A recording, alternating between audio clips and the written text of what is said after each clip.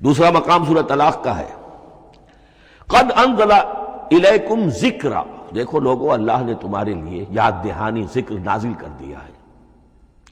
وہ یاد دہانی کیا ہے؟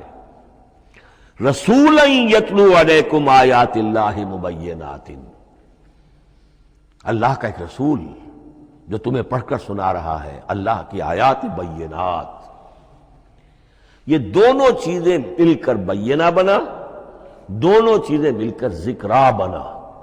اس حوالے سے یہ دونوں چیزیں ایک دوسرے کے ساتھ یوں سمجھیے کہ اس طریقے سے گتھی ہوئی ہیں، دونوں حقیقتیں اس طرح جمع ہیں کہ ایک دوسرے سے جدا نہیں کی جا سکتی۔